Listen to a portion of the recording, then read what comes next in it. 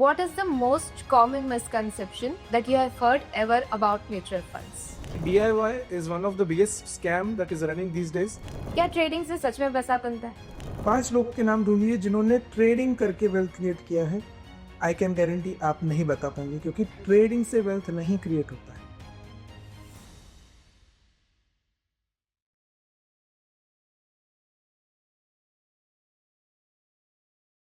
Hello everyone and welcome to our podcast. Maharashtra Ratna professor Saurabh Bajaj आज एक और बार हमारे साथ मौजूद है. He is a Bhagavad Gita coach with 14 plus years of industry experience, helping people in wealth building in more than 16 different states and 6 different countries. Welcome, sir, to our podcast and thank you for giving this opportunity once again. Sir, आप बहुत बार ऐसे लोगों से मिले होंगे जो पहले से खुद का इन्वेस्टमेंट मैनेज करते आए हैं एंड बहुत अच्छा खासा कॉर्पस भी जमा कर लिया है by doing it by themselves. So even if they are satisfied with their own wealth creation journey, उनको फिर भी अब एक म्यूचुअल फंड डिस्ट्रीब्यूटर के पास जाना चाहिए? बहुत अच्छा क्वेश्चन है. इस क्वेश्चन के जवाब में सिर्फ 2 ही सवाल मैं उन लोगों से पूछना चाहूँगा. पहला सवाल है कि अगर आप अच्छे से मैनेज कर पा रहे हो, yes you do not need to reach out to mutual fund distributor. But क्या आपकी फैमिली आपके एब्सेंस में भी ये पोर्टफोलियो उतने अच्छे से मैनेज कर पाएगी? If the answer to that is yes, then definitely you don't need to reach out to any advisor और mutual fund distributor. Question number 2, जो टाइम एंड एनर्जी आप यूज कर रहे हो अपने पोर्टफोलियो को खुद से मैनेज करने में, क्या वही टाइम एंड एनर्जी आप अपने एक्सपर्टीज में अगर दोगे तो क्या उससे ज्यादा पैसा कमाओगे और उससे ज्यादा एंजॉय करोगे? If the answer is yes, then again you may not try to manage your portfolio on your own. Rather, you would like to reach out to someone जो आपके behalf पे manage करे, and you are free to enjoy your life as well as earn more money out of that time. Sir, I wanted to know that what is the most common misconception that you have heard ever about mutual funds? Very nice question. 2 misconceptions मैंने बहुत commonly सुने हैं. पहला है कि काफी सारे लोग म्यूचुअल फंड को चिट फंड समझते हैं. It is a type of a chit fund. और उन लोगों को मैं ये बताने की कोशिश करता हूँ कि chit fund is an unregulated product, whereas mutual fund is a regulated product, is regulated by SEBI. तो they are not at all the same, पूरी तरह से अलग है. और दूसरा मिसकंसेप्शन जो कुछ लोगों से मैंने सुना है कि म्यूचुअल फंड का मतलब होता है स्टॉक मार्केट्स, क्योंकि लोग बोलते हैं mutual fund investments are subject to market risk. तो उनको लगता है कि सारा पैसा स्टॉक मार्केट में ही जाता है. Again this is not true. काफी सारे म्यूचुअल फंड्स होते हैं जो अदर प्रोडक्ट्स जैसे कि fixed income products, gold, silver और इस टाइप के काफी सारे प्रोडक्ट्स में इन्वेस्ट करते हैं. तो not all your money that is going into mutual funds is also going into stock market. So let's understand that mutual fund does not equal to stock market. Sir, जो DIY trend जो बढ़ रहा है लोगों का कुछ दिनों से, what's your say on that? Okay, let's first understand what is the meaning of DIY.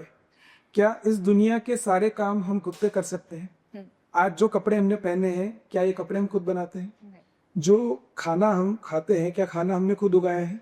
जिस घर में हम रहते हैं, क्या घर हमने खुद बनाया है? No, we always take the help of the experts.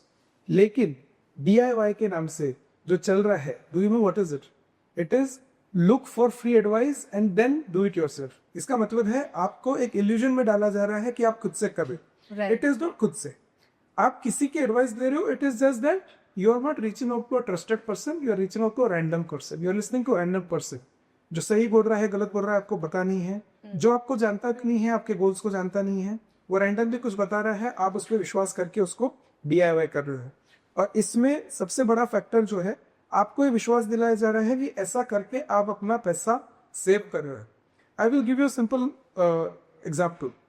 मान लीजिए कि आज हमारी तबीयत खराब होती है, तो DIY का मतलब है कि मैं खुद से मेडिसिन खरीद के खाऊं. और रीचिंग आउट एक्सपर्ट का मतलब होता है कि मैं डॉक्टर के पास जाऊं, वो मेरा डायग्नोस करे, मुझे बताए कि आपको ये बीमारी है और आपको ये मेडिसिन खानी चाहिए. आपको क्या लगता है दोनों में से कौन से अप्रोच इज बेटर? डॉक्टर के पास जाना है. बट उसमें तो फीस लगेगी आपकी, फिर भी आप डॉक्टर के पास जाएंगे. तो I think that is the answer कि DIY is one of the biggest scam that is running these days. लोगों को इल्यूजन में डाला जा रहा है. There is nothing called as DIY.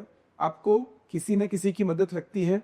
The world is running because we all are helping each other in achieving each other's goals. और अगर सारे लोग अपना अपना काम सारा खुद ही करने लगेंगे, हम लोग सब अपने आप को रजनीकांत समझते हैं, बट रजनीकांत जी भी जो कुछ सब कुछ करते हैं वो स्क्रीन पे करते हैं। जैसे ही कैमरा ऑफ होता है, he is a normal person जो अपने काम के लिए दूसरे लोगों की हेल्प। राइट सर, इसके रिलेटेड ही और एक सवाल मेरे माइंड में आया, दैट इज ट्रेडिंग जो है उसका भी ट्रेंड आजकल बहुत ज्यादा बढ़ रहा है। लाइक लोगों को आजकल फुल टाइम ट्रेडर्स बनना है। If you ask some of my peers, I have some of my friends जो अभी भी मुझे बोलते हैं कि मुझे फुल टाइम ट्रेडर बनना है। नॉट ओनली उनको बनना है, वो अपने फ्रेंड्स को भी इंस्पायर कर रहे हैं कि आप ट्रेडिंग करो, इससे आप पैसा कमा सकते हो। And not only youngsters, even I would like to say कि जो लोग ऑलरेडी कुछ हद तक एजुकेटेड है, जिनको थोड़ा बहुत नॉलेज है, लेकिन अभी फ्री है, उनके पास टाइम है या फिर रिटायर हो चुके हैं, जॉब नहीं है, ऐसे लोग भी हैं जो घर बैठे बैठे ट्रेडिंग सीख कर वो पैसा कमाना चाहते हैं। क्या ट्रेडिंग से सच में पैसा बनता है? ओके, इसका आंसर मैं 2 पार्ट्स में दूंगा। पहली बात तो let me quote Bhagavad Gita here कि श्री कृष्ण ने हम सबको कुछ स्किल्स, कुछ पावर्स देकर इस दुनिया में भेजा है, कुछ एक पर्पस के लिए, कुछ एक कर्म करने के। अगर आप एक यंगस्टर हो और आपने अपना एजुकेशन लिया है, let us say in the field of medicine या in the field of engineering, आप इस दुनिया में कुछ बहुत अच्छा काम करने के लिए आए हो। अपना वो स्किल छोड़कर, आज मान लीजिए एक एग्जांपल लेता हूँ कि एक टैक्सी ड्राइवर है, उसका काम है अच्छे से टैक्सी चला। अगर वो टैक्सी चलाते चलाते अपनी मोबाइल स्क्रीन पे ट्रेडिंग कर रहा है, क्या वो रोड पे के ट्रैफिक पे ध्यान दे पाएगा? नहीं। अगर वो एक्सपेरिमेंट करेगा तो is he not doing injustice to his own profession और अपने पैसेंजर की जान भी खतरे में नहीं डालता? तो दैट मीन्स अगर कोई भी बंदा अपने मेन स्ट्रेंथ को, अपने एक्सपर्टीज को छोड़ के ट्रेडिंग पे ध्यान दे रहा है, he is doing disrespect to the quality or the skills that has been given to him. Having said that, अगर आप बात करते हो ओल्ड पीपल की, रिटायर्ड लोगों की, उनके केस में मैं ये कह सकता हूँ कि if they have work all through their life, उन्होंने अपनी पूरी जिंदगी जो का एक्सपर्टीज था उसको यूज करके एक काफी अच्छा वेल्थ अपने लिए क्रिएट कर लिया है, and now they don't know what to do with that time, और उस खाली समय में वो ट्रेडिंग करना चाहते हैं विद लिमिटेड अमाउंट। क्योंकि अगर मान लीजिए उनके पास एक बड़ा अमाउंट और सारे पैसे से ट्रेडिंग करेंगे, then they will not have anything left. तो अगर वो बोलते हैं कि हाँ चलो मेरे पास 100 रुपया है, इसमें से 95 रुपीज को मैं अपना पैसिव इनकम के लिए रखूंगा, 5 रुपए से मैं ट्रेडिंग करूंगा, अगर वो लॉस भी हो गया तो कोई बात नहीं, I will not be left on the roads. तो वो अगर वो ट्रेडिंग कर रहे हैं तो कुछ हद तक मैं इनसे एग्री कर सकता हूँ। बट द यंगस्टर्स जिनके पास अभी पूरी लाइफ है अपना करियर बनाने के लिए और bringing about a positive change in this world, वो अगर अपना टाइम वेस्ट कर रहे हैं ऐसी ट्रेडिंग करने, एंड ट्रस्ट मी, जो आपका लास्ट क्वेश्चन था, क्या ट्रेडिंग से वेल्थ क्रिएट होता है? एक सिंपल सा एक्सरसाइज करते हैं, आप अपना फोन उठाइए, गूगल में डालिए, 5 लोगों के नाम ढूंढिए जिन्होंने ट्रेडिंग करके वेल्थ क्रिएट किया है। आई कैन गारंटी आप नहीं बता पाएंगे, क्योंकि ट्रेडिंग से वेल्थ नहीं क्रिएट होता है। बेसिक प्रिंसिपल है, ट्रेडिंग का मतलब है आपने आज या कल बेच दिया। आप पैसा इन्वेस्ट किस में कर रहे हो? बिजनेस में। क्या बिजनेस में एक दिन में पैसा बनता है? No. Businesses take years and years to create wealth. तो जैसे आप बिजनेस को टाइम देते हो, वैसे अपने इन्वेस्टमेंट को टाइम दीजिए। आप टाइम दोगे, बिजनेस ग्रो होंगे, आपका wealth. Sir, how do you differentiate yourself in a crowded space where each and every mutual fund distributor in the industry claims themselves as the best one? Okay, तो first चीज तो मैं ये बोलना चाहूंगा कि I do not claim myself as the best. Okay. हाँ, इतना जरूर है, मैंने एक चीज आइडेंटिफाई की है कि श्री कृष्ण ने मुझे कुछ स्किल्स दी है कि मैं लोगों की हेल्प कर सकता हूँ उनका वेल्थ क्रिएशन करने में, और वो मैं करने की कोशिश करता हूँ। हाँ, श्री कृष्ण ने यह भी मुझे बताया है कि मैं सिर्फ कुछ ही लोगों की मदद कर पाऊंगा वेल्थ क्रिएशन करने में, जो लोग मुझ तक रीच आउट करेंगे। तो जैसे अर्जुन ने श्री कृष्ण को चूज किया और उसके बाद ही श्री कृष्ण अर्जुन की हेल्प कर पाए, उसी तरह जो लोग मुझे चूज करेंगे ना उनकी ही हेल्प कर पाऊंगा। तो आई विल नॉट से कि मैं सबसे बेस्ट हूँ या सारे लोगों ने मेरे पास आना चाहिए। बहुत सारे म्यूचुअल फंड डिस्ट्रीब्यूटर्स हैं, बहुत सारे उसमें से अच्छे भी हैं, तो वो भी आपकी मदद कर सकते हैं। लेकिन इतना मैं कह सकता हूँ कि जो मुझे चूज करेंगे, मैं वेल्थ क्रिएशन में उनकी मदद जरूर। अभी इससे एक चीज I would like to ask, like how did Shri Krishna actually show you the path कि आपको इसी इंडस्ट्री में आकर यही प्रोफेशन चूज करना है, या फिर how did he actually show you the path? How did you identify? देखिए, ये इसका आंसर थोड़ा सा स्पिरिचुअल साइड में चला जाता है। Okay. I read Bhagavad Gita, I do meditation, और जब आप भगवत गीता पढ़ रहे हैं तब श्री कृष्ण आपसे बात करते ही हैं। जब मेडिटेशन आप करते हो, आप श्री कृष्ण से कनेक्ट करते हो और आपके माइंड में जो भी सवाल है उसके जवाब आपको मिलते हैं। और इसके अलावा एक और जो बिलीफ ओवर द इयर्स काफ़ी स्ट्रांग हुआ है वो ये है कि एवरी 24 आवर्स श्री कृष्ण किसी न किसी रूप में आपके सामने आते हैं।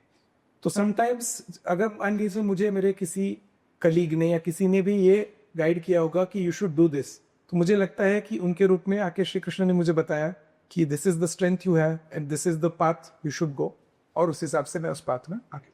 क्या कभी आपको कोई ऐसा क्लाइंट मिला है जो MFDs को ट्रस्ट नहीं करते थे due to some past experiences they had, but then later on आपके साथ मिलने के बाद वो आपके साथ जुड़ गया या फिर they actually started trusting MFDs? This reminds me of a very interesting incidence actually. So ये मेरे क्लाइंट है, he is a heart surgeon. तो जब मेरी उनसे मुलाकात हुई तो उनका फर्स्ट स्टेटमेंट वाज कि MFDs और फंड मैनेजर्स चोर होते हैं। This was his first statement and he said इसलिए मैं किसी पे ट्रस्ट नहीं करता, मैं अपना पैसा खुद ही मैनेज करता। ओके। और मैंने कहा कि सर आप काफ़ी हद तक सही कह रहे हैं, तो क्या आप एग्री करेंगे यदि मैं आपसे पूछूं कि जो मेडिकल इंडस्ट्री है उसमें भी काफ़ी सारे डॉक्टर्स ऐसे होंगे जो अनएथिकल प्रैक्टिसेस करते होंगे, जो आपकी भाषा में बोलते हैं चोर हैं, कि पेशेंट को ज़बरदस्ती एडमिट करना, ज़बरदस्ती उसकी सर्जरी करना ताकि उससे ज़्यादा पैसे निकाला जा सके। क्या आपको लगता है ऐसे लोग हैं? उन्होंने कहा हाँ हाँ बिल्कुल ऐसे लोग हैं। मैंने बोला बट आप तो ऐसे नहीं हैं। बोले हाँ मैं बिल्कुल ऐसा नहीं हूँ। तो मैंने कहा लेकिन अगर ऐसे कुछ लोग सोचते हैं कि यार सारे डॉक्टर्स तो चोर होते हैं, एक काम करता हूँ मैं अपनी हार्ट की सर्जरी खुद ही कर लेता हूँ, तो आपको क्या लगता है वो सही करेगा या गलत करेगा? गलत। तो डॉक्टर ने कहा भाई he is doing a suicide. अब बस सर यही बात है कि it is almost like a financial suicide, कि कुछ लोग होंगे जिन्होंने अनएथिकल प्रैक्टिसेस की, और ये लोग हर प्रोफेशन में, इस दुनिया में सभी टाइप के लोग हैं, अच्छे बुरे हर प्रोफेशन में है। इसका मतलब हम किसी पर्टिकुलर प्रोफेशन को लेबल नहीं कर सकते कि इस प्रोफेशन के सारे लोग खराब होते हैं। Yes, we have to find out the right people जिनकी हमें मदद लेनी है, जो अच्छे लोग हैं, जो नॉलेजेबल हैं, जो एथिकल हैं, and once we reach out to them they will be able to help us. जैसे कि आप आज लोगों को उनकी हार्ट सर्जरी करके उनकी हेल्थ ठीक कर रहे हो, शायद आपको भी अच्छे एडवाइजर मिल सकते हैं जो आपकी वेल्थ बना सके। So being said that कि you have to identify the right mutual fund distributor, how can a layman identify who is the best mutual fund distributor for him? Like किस बेसिस पे वो आइडेंटिफाई कर सकता है जिनको जीरो फाइनेंस बैकग्राउंड है या नॉलेज नहीं है इंडस्ट्री? अगेन मैं ये कहूंगा कि सबसे पहले तो बेस्ट की जरूरत आपको नहीं है, आपको अच्छे की जरूरत है। अच्छे को आइडेंटिफाई करने के कुछ पैरामीटर्स मैं आपसे शेयर करता हूं। आई will not say that the list is exclusive, और बहुत सारे पैरामीटर्स हो सकते हैं, बट ये कुछ पैरामीटर्स का यदि आप ध्यान रखें तो शायद आपको मदद मिल सकती है। सबसे पहले तो reach out to a person in your known circle, rather than कि आपने किसी को इंटरनेट पर ढूंढा और उनके रिव्यूज पढ़ के आप उन पे विश्वास करें नहीं, क्योंकि आपको पता है कि रिव्यूज आजकल खरीदे जा सकते हैं, झूठे रिव्यूज प्रोड्यूस किए जा सकते हैं। तो रादर देन दैट, अगर आपके नोन सर्कल में कोई एडवाइजर आपको मिलते हैं, MFD मिलते हैं, तो that is the first choice. Second is check out for the qualifications. अभी मान लीजिए कोई MFD है जो किसी प्रोफेशन से फेल होकर उन्होंने MFD को एज अ बैकअप चूज किया है, तो फिर शायद वो सेकेंडरी एक आपका चॉइस हो सकता है। अगर कोई MFD है जिन्होंने प्रॉपर क्वालिफिकेशन लेकर इस प्रोफेशन को चूज किया है, may be they have done some course, they done some graduation और post graduation in finance, and then they are coming to this profession, तो आप बोल सकते हो कि हाँ ये इनका सोचा समझा डिसीजन। एक्सपीरियंस होना चाहिए। थर्ड इज उनका एक्सपीरियंस होना चाहिए। अगर ऑलरेडी इस प्रोफेशन में मोर देन 5 to 7 years है, तो आप बोल सकते हो कि यू नो जानते हैं इस इंडस्ट्री को अच्छी तरह से, काफी नॉलेज है, तो that could be another parameter. And last but not the least, if they have a team, तो यू नो सर्विस में आपको काफी हेल्प मिल सकती है। वन मैन शो होता है, तो अगर वो पर्सन, आदमी की तबीयत भी खराब होती है, ट्रैवलिंग भी करता है, और उस समय अगर आपकी कोई क्वेरी हो और आप रीच आउट नहीं कर पा रहे हो, तो उनकी टीम आपको हेल्प कर सकती है। तो these few parameters can you know give some sense कि ये आपके टारगेट MFDs हो सकते। Sir, what's the one thing you wish that all your clients understood about investments? So not just investment, मुझे लगता है कि सारे क्लाइंट्स को, सारे लोगों को एक चीज जो समझनी चाहिए या समझनी पड़ेगी, that is there is no free lunch. इस दुनिया में आपको जो भी चीज करनी है उसकी एक कीमत है, वो कीमत सिर्फ पैसों के रूप में नहीं होती। लेट अस से आपको आम खाने हैं, तो पहले आपको आम का पेड़ लगाना पड़ेगा। आम का पेड़ लगाने के लिए उसका बीज बोना पड़ेगा, उस पेड़ को सींचना पड़ेगा, उसका वेट करना पड़ेगा, तब जाके कहीं आप आम खा पाएंगे। और या फिर अगर किसी ने आम का पेड़ लगाया है तो आपको उस आम की कीमत देके उससे आम खरीदने पड़े। तो this is the law of nature, इसको हम चेंज नहीं कर सकते। आज unfortunately because of the environment हमारे यहाँ पे तो आज 30 मिनट्स पिज्जा डिलीवरी भी लेट हो चुका है। 10-10 मिनट में लोग एडवर्टीजमेंट्स करते हैं कि हम 10 मिनट में आपका सामान पहुंचाएं। इसकी वजह से हम लोगों के पेशेंस लेवल डाउन हो गए। हमको लगता है सब चीज़ें मिनटों में हो जानी चाहिए, and that is why the trading वाला थिंग जो आप पूछ रहे थे कि लोगों को लगता है कि वेल्थ क्रिएशन भी फटाफट हो जाएगा, करियर भी फटाफट बन जाएगा, हमारी लाइफ में ग्रोथ भी फटाफट हो जाएगी। फटाफट कुछ पता नहीं है, आपको टाइम देना पड़ता है और उस टाइम के साथ में उसकी कीमत देनी पड़ती है। अगर कोई चाहता है कि मेरी हेल्थ अच्छी हो तो वो उनको डेली एक्सरसाइज करनी पड़ेगी। किसी को लगता है कि मेरी वेल्थ अच्छी हो तो उनको रेगुलरली इन्वेस्ट करना पड़ेगा। किसी को लगता है कि मेरे रिलेशनशिप अच्छे हो तो उनको उसमें टाइम देना पड़ेगा। So everything that requires some effort, that requires some patience. और ये जब हम समझेंगे कि there is no free lunch, तब जाके हम अपनी लाइफ के जो भी डिजायर्स हैं हमको achieve. Like nothing comes overnight. Nothing comes overnight, nothing comes for free. Yes. So for most of the people, risk is an emotion. So how do you explain risk rather than intellectually, emotionally कैसे वो एक person को सोचना चाहिए risk के बारे में, या what it exactly is according to you? Risk को हम लोग सिंपल भाषा में डिफाइन करते हैं as a probability of loss. कोई भी चीज जो मेरे पास आई और मेरे पास से चली गई, उसको हम बोलते हैं कि ये रिस्क है। नाउ अगर वो चीज दोबारा आ सकती है तो हमें उसको रिस्क की तरह ट्रीट ही नहीं करना है, क्योंकि वो टेम्पररी नहीं है। और जो चीज परमानेंटली जा सकती है वहां पे हमें जरूर सोचना पड़ेगा कि क्या ये रिस्क मुझे लेना चाहिए। For example, if someone is driving rashly, what is the risk he's taking? He's taking the risk of on his life.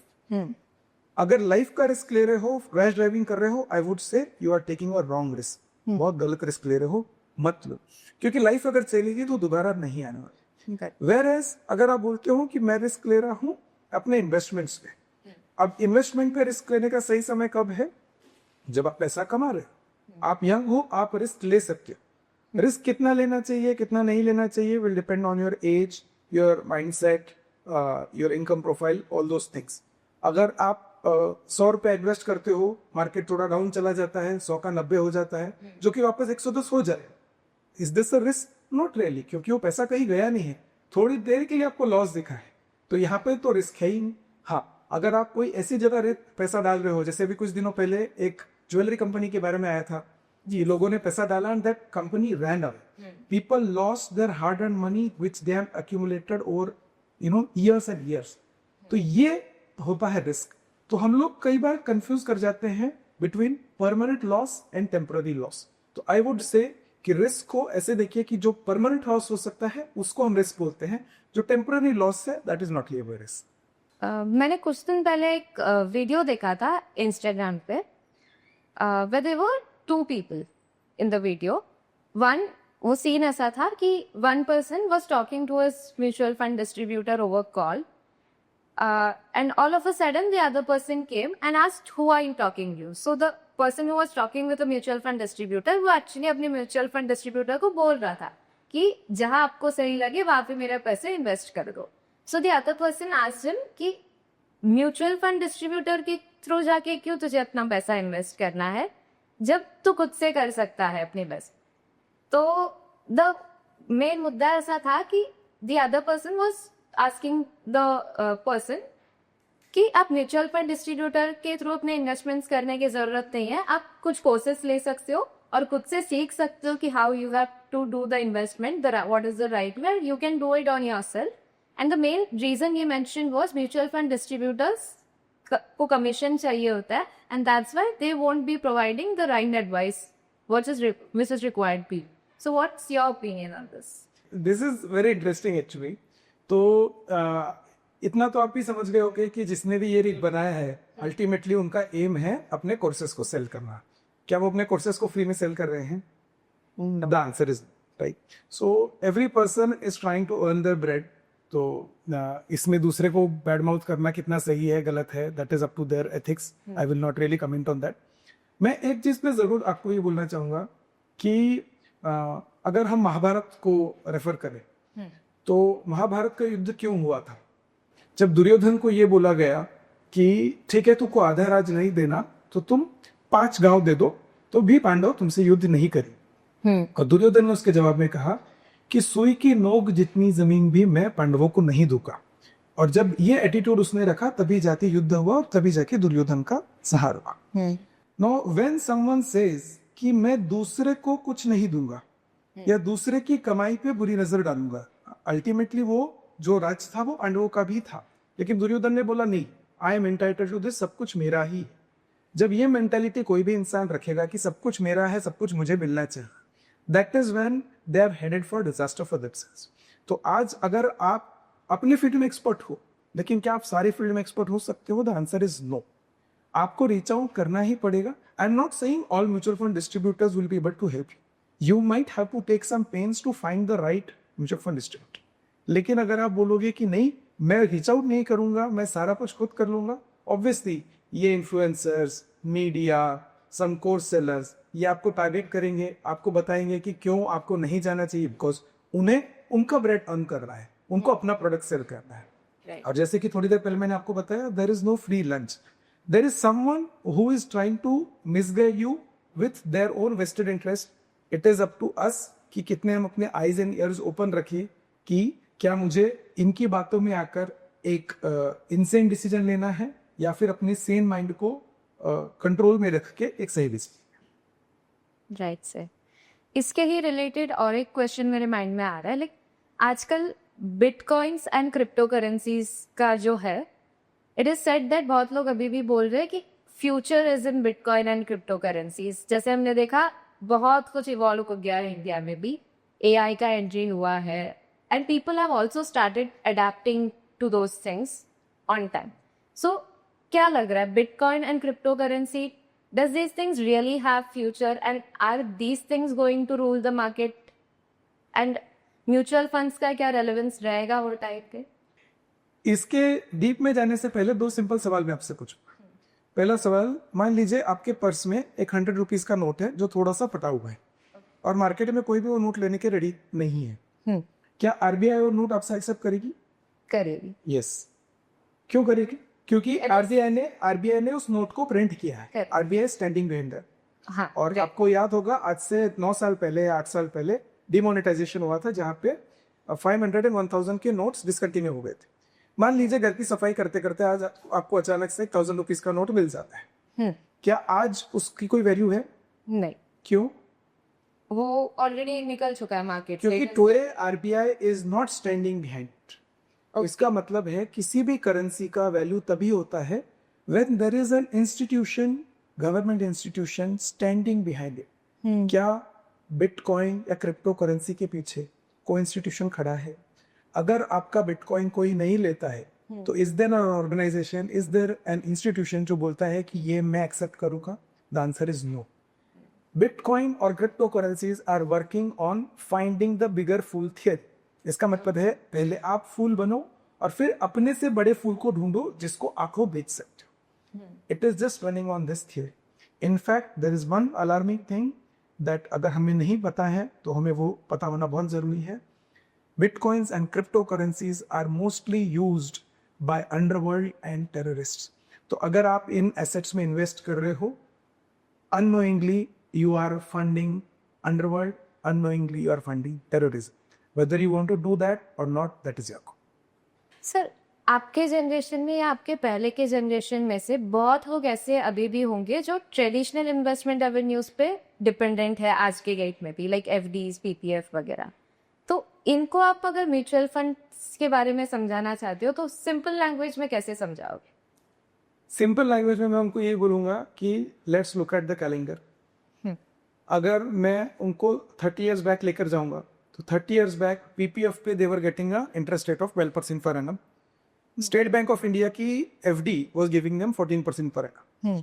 अगर आज वो रियलिटी होती तो म्यूचुअल फंड की कोई जरूरत नहीं थी, क्योंकि इतना अच्छा रिटर्न अगर आपको 12 to 14% मिल रहा है in traditional products, why to go for mutual funds? But the reality has changed. आज पीपीएफ में you are getting somewhere close to 7%. State Bank of India की एफडी भी आपको 7.5% देगी, जो कि टैक्सेबल है. अगर इनका पोस्ट टैक्स रिटर्न्स आप निकालेंगे तो that is below inflation.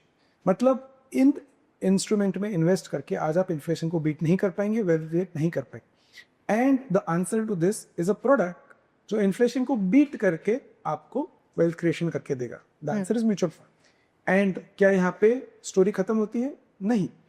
Going forward the interest rates are further expected to come. यहाँ से आगे हो सकता है एफडी के रेट्स 4% 5% तक भी आ जाए. क्या ये इन्फ्लेशन को बीट करेंगे? नहीं. तो again if you want to create meaningful wealth, आपको इन्फ्लेशन को बीट करना है, then mutual fund is the answer. But sir, one of the main concerns is that कि जो रिस्क वाला जो माइंडसेट है लोगों का, FD is comparatively much safer even if the interest rates are less. So most of the people are convinced with whatever returns they are getting from FDs rather than risking their investments in mutual funds. So ये aspect कैसे ये होता है, like इसका mindset क्या होता है लोगों का? देखिए, लोगों का माइंडसेट जो है वो एकदम सही है कि रिस्क नहीं लेना है लेकिन रिटर्न्स चाहिए. इसका जवाब सिंपल है. अगर आप शॉर्ट टर्म के लिए इन्वेस्ट कर, if you require the money in another 6 months और 1 year और मे बी 2 years, आप एफडी के लिए जा रहे हो, कोई बात नहीं, कोई प्रॉब्लम नहीं. क्योंकि 1 या 2 साल में म्यूचुअल फंड्स आपको बहुत अच्छे रिटर्न्स दे भी नहीं पाएंगे and there is a element of risk involved. लेकिन अगर आप बात कर रहे हो 5 साल 10 साल 15 साल की, यहाँ पे जो एफडी के रिटर्न्स है ये कंपाउंड होके आपको इन्फ्लेशन से कम रिटर्न्स दे.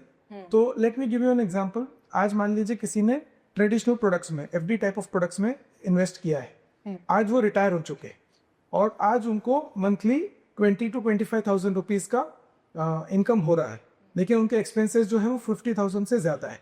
तो क्या वो एफडी रिटर्न्स उनकी हेल्प कर पा रहे हैं उनके एक्सपेंसेस मीट करने में? Answer is no. और गोइंग फॉरवर्ड जिसका आज मंथली एक्सपेंस अगर 50,000 है, आज से 20 साल बाद में वो एक्सपेंसेस हो जाएगा 2 लाख रुपीज अ मंथ. क्या वो 2 लाख रुपीज का एक्सपेंस को फंड कर पाएंगे अपने ट्रेडिशनल इन्वेस्टमेंट के through? The answer is again no. तो यहाँ पे उन्हें वो रिस्क लेना पड़ेगा. और ये रिस्क कब है? अगर वो शॉर्ट टर्म के लिए करते हैं. जैसे मैंने आपको बताया, volatility is not a risk because it evens out. Long term में वो वोलेटिलिटी एक दूसरे को कैंसिल करके वेल्थ क्रिएशन आपका हो जाएगा. लेकिन एफडी जो आपका इन्फ्लेशन को बीट नहीं कर पा रही है, एवरी ईयर ऑन ईयर आप नीचे नीचे नीचे नीचे जा रहे हो, वो आपके लिए वेल्थ क्रिएट नहीं कर पाएगा and that is a much bigger risk than volatility. आपके लिए फाइनेंशियल पीस ऑफ माइंड क्या है? Very beautiful question. मुझे लगता है अभी तक जितने क्वेश्चंस पूछे हैं सबसे अच्छा क्वेश्चन मुझे ये लगा. What is the meaning of financial peace of mind? सबसे पहले तो लेट से मैं आपको एक ऑप्शन देता हूँ. There is a person in this world जिसके पास में बहुत पैसा है. बहुत पैसा you can define 100 crores 200 crores 1000 crores, लेकिन he does not have a peace of mind. Would you like to trade places with him? No. क्यों? क्योंकि आपके लिए पीस ऑफ माइंड भी इंपॉर्टेंट है. Right. Now how do we define peace of mind? कि मुझे मेरी लाइफ जिस तरह से जीनी है, मैं सुबह उठ के जो करना चाहता हूँ या जो करने में मुझे खुशी मिलती है, मैं वो कर रहा हूँ. It could be maybe playing a sport, it could be taking out time for exercises, it could be taking out time to spend with family, spouse के साथ बैठ के फिल्म देखना, या फिर बच्चों के साथ बात करना, या फिर कहीं जाके पढ़ाना. It could be anything. Now having said that, इसके लिए मुझे क्या चाहिए कि मेरे बिल्स कौन पे करेगा, मेरे एक्सपेंसेस कौन फंड करेगा. तो that means I need a passive source of income जो मेरे अकाउंट में आता रहे, जिससे मैं ये सब कर. And this is what I call a financial peace of mind. इसका मतलब है कि now I am working for passion, I am working for happiness and finances are taking care of themselves. तो जब मेरे पास ये दोनों आ जाते हैं, that is when I call it a financial peace. Sir, you are a Bhagavad Gita coach. So what are the 3 principles that Bhagavad Gita has taught you to not only in business but also in your personal life? क्या सीख मिला आपको भगवद गीता से जो आप follow करते आए हो? ओके, सी भगवद गीता, जैसे मैंने पहले भी बताया है, it's a life manual. Life की बहुत सारी चीजें सिखाती है. जो टॉप 3 चीजें जो मुझे लगता है जो मैंने सीखी है भगवद गीता से, first is Shri Krishna says I am always with you, I am always around you. अब मैं जब ये चीज को मानने लगा हूं कि जब मैं आपसे बात कर रहा हूं या मैं किसी क्लाइंट से बात करता हूं, तब श्री कृष्ण हमेशा मेरे साथ है, वो हमेशा मुझे देख रहे हैं। अगर वो मुझे देख रहे हैं तो पहली बात तो मैं फियरलेस हो जाता हूँ। जब श्री कृष्ण ही मेरे साथ है तो मुझे डर भी क्या। और दूसरा, मैं कॉन्शियस हो जाता हूँ कि मैं कोई भी गलत काम नहीं कर, मैं कोई भी गलत बात नहीं कर। अगर मैं अपने किसी भी क्लाइंट से कोई गलत बात बोलूंगा, कोई फॉल्स क्लेम करूंगा, तो मुझे अपने आप ये लगेगा कि नहीं, मैं क्यों गलत बोल रहा हूँ, श्री कृष्ण मुझे मना कर देंगे। तो जब आप ये विश्वास करने लगते हो कि श्री कृष्ण हमेशा मेरे साथ है, तो अपने आप आपके हाथ से सही काम ही होते हैं और पूरे कॉन्फिडेंस के साथ होता है।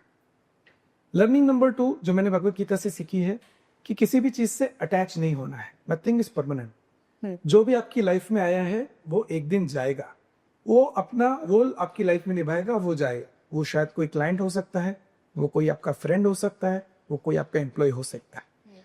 जब वो जाएगा तो उससे अटैच होकर दुखी नहीं होना है। तो इसलिए मैं किसी भी चीज का दुख नहीं करता हूँ, रिग्रेट नहीं करता हूँ। What ever is happening for the good is what I believe. And third चीज जो मुझे भगवत गीता में बहुत अच्छी लगती है, that is we are all here for a purpose. हमें श्री कृष्ण ने अगर इस दुनिया में भेजा है तो किसी एक पर्पस को पूरा करने के लिए भेजा है। तो जब आप अपने पर्पस से जुड़ जाते हो, न किसी डिजायर से और न ही किसी लालच से, आप अपने पर्पस से जुड़ जाती हो कि मैं यहाँ आया हूँ किसी एक पर्पस को पूरा करने में, और जब तक मैं वो पर्पस पूरा कर रहा हूँ मुझे न किसी से डरने की जरूरत है, न किसी से अटैच होने की जरूरत है। मैं बस अपने पर्पस की तरफ अपना कर्म करते जाऊंगा और मुझे रिजल्ट की चिंता करने की कोई जरूरत ही नहीं है, क्योंकि रिजल्ट की चिंता तो श्री कृष्ण खुद है। Amazing sir. So being said that, कोई अपना पर्पस कैसे आइडेंटिफाई कर सकता है? अगेन क्वेश्चन आपका बहुत अच्छा है। सॉल्यूशन बहुत सिंपल नहीं है, थोड़ी मेहनत करनी पड़ती है। One is we have to go deep within ourselves कि मेरे अंदर क्या ऐसी एक्सपर्टीज है। 4 सवालों के जवाब। एक बहुत फेमस बुक है इकिगाई, आई विल रिकमेंड कि उसको हम लोग पढ़ें। उसमें 4 सवाल पूछे गए हैं। पहला सवाल, what are you good at, मतलब आप क्या काम बहुत अच्छा कर सकते हो। व्हाट यू लव डूइंग, ये दोनों चीजें कई बार सेम होती है, कई बार अलग भी हो सकती है। What does the world want, क्या उस चीज की जरूरत दुनिया को है। And fourth is what can pay you. Now पे यू इज इंपॉर्टेंट क्योंकि तभी आप उसको सस्टेनेबली कर पाओ। अगर ये चारों चीजों को कंबाइन करके आप देखोगे तो आपको एक आंसर मिलेगा। फॉर एग्जाम्पल, आज मुझे लगता है कि इन चारों चीजों का जवाब जो मुझे मिला है, that is I can council people and make their lives better. Counselling could be related to finance or it could be related to relationships or mindset. ये काउंसलिंग करके, do I love doing it? Yes, I love doing it. Am I good at it? Yes, I am good at it. Does the world want it? Yes, definitely the world wants it. And does that pay you? Yes, it is paying me as well. तो जब मुझे ये purpose मिल गया कि आज मैं लोगों को हेल्प कर सकता हूँ to identify their goals, to achieve their goals, be it wealth goals और बी इट रिलेशनशिप गोल्स, तो मुझे लगता है कि मैं उनकी भी लाइफ के पर्पस फुलफिल करवा रहा हूँ और इसी बहाने मुझे अपनी लाइफ का पर्पस भी। Sir, what's your take on the saying, it's not about timing the market but time in the market? देखिए, मार्केट में टाइमिंग हो नहीं सकता है। जो भी बोलता है कि मैं मार्केट को हर बार सही से टाइम करता हूं, या तो झूठ बोल रहा है या फिर वो भगवान है। Right, I give you simple example. अगर आपकी टाइमिंग गलत भी है लेकिन आपने टाइम स्पेंड किया है, you have created wealth. Let's talk about January 2008। Sensex was 21,000। Someone entered the market at that time. कई लोग बोलेंगे एकदम रॉन्ग टाइमिंग था, क्योंकि जैसे उन्होंने इन्वेस्ट किया उसके बाद मार्केट गिर गया। लेकिन अगर वो इन 15-16 सालों तक इन्वेस्टेड थे, उनका पैसा 10 टाइम्स मल्टीप्लाई हो चुका है, because he has spent this time in the market. As against this, अगर कोई बोलेगा कि मैंने ना एकदम सही टाइम पे पैसा डाला, सही टाइम मतलब क्या, लेट अस से बॉटम पे डाला, लेकिन मार्केट में टाइम स्पेंड नहीं किया, 2 महीने बाद एग्जिट हो गए, 2 महीने में 10% रिटर्न भी कमा गए। दोस्तों को बताने के लिए कहानियां बहुत अच्छी कि 2 महीने में 10% रिटर्न कमाया, लेकिन 10% रिटर्न से होगा क्या? आपने 1 लाख डाला, 1,10,000 बन गया, 10,000 में क्या करोगे? Nothing. There is no wealth creation happening. तो इसलिए आपको अगर वेल्थ क्रिएशन करनी है, what is important is you spend that time. जो मैं आपको बोला, लॉ ऑफ नेचर, आम का पेड़ बड़ा होने में समय लगता है, उसको समय दीजिए तभी मीठे आम खा पाएंगे। छोटे में खा देंगे तो सिर्फ खट्टी कैरी मिलेगी। Sir, how do you assess a coin's performance before recommending it to the investors? Very nice question. यहाँ पे मैं ज़रूर बोलूँगा कि नॉट इवन इन्वेस्टर्स, काफ़ी सारे एमएफडीज भी ये गलती करते हैं कि सिर्फ पास्ट रिटर्न्स को देखकर वो फंड को रिकमेंड करते हैं, जो मुझे लगता है बहुत छोटा पैरामीटर होना चाहिए आपके फंड को असेस करने का। एक फंड का परफॉर्मेंस कहाँ से आता है? From the expertise of the fund manager. So my first step is to meet the fund manager. Just to share with you, every year we do 100 meetings with the fund manager. That means every week 2 fund managers से हम लोग meeting करते हैं. Okay. और इस meeting में हम उनसे पूछने की और जानने की कोशिश करते हैं कि what is their approach, how do they look at the business, how do they look at a stock before they invest into it. जैसे मान लीजिए कोई फंड मैनेजर बोलता है कि I am only looking at zero debt companies. So my second step is going to their portfolios. Fund manager से सुन लिया, now we will check in the portfolios कि जो इन्होंने बोला क्या उन्होंने इम्प्लीमेंट किया, क्या कथनी और करनी सेम है या उसमें कोई फर्क है. अगर कथनी और करनी में फर्क है या तो हम फंड मैनेजर को वापस आके सवाल पूछेंगे कि आपने ऐसा क्यों किया, या फिर हम उनको वही क्रॉस कर देंगे कि इन फंड मैनेजर्स के साथ में हमको काम नहीं करते. तो my 60% weightage will be on the fund manager, 30% will be on the portfolio that he has built, and only 10% will be on the past performance parameters, जिसमें भी काफ़ी सारे 10 to 15 पैरामीटर्स आते हैं जिनको हम स्टडी करते हैं. And only after we assess these 3 parameters हम एक फंड को रिकमेंड करते हैं. Yes, even I think this is one of the best, like बहुत अच्छा अप्रोच है जो आप कर रहे हो. Like if you are able to manage like 100 meetings every year you mentioned, जब आप खुद से सामने से इतना एफर्ट्स डालते हो, डेफिनेटली आप इन्वेस्टर का पैसा भी ग्रो करके दोगे. Like you are able to identify which fund manager is performing good, and I think, as you said, every mutual fund distributor should follow this strategy. So to the audience, एक message जो मैं भगवद गीता का देना चाहूँगा सभी को कि जब जब आप सही दिशा में चलते हो तो आपका रथ श्री कृष्ण खुद चलाते हैं. तो आपको सिर्फ एक ही चीज़ का ध्यान रखना है कि आप सही काम करो, सही दिशा में आगे बढ़ो, और श्री कृष्ण खुद आएंगे आपका रथ चलाने.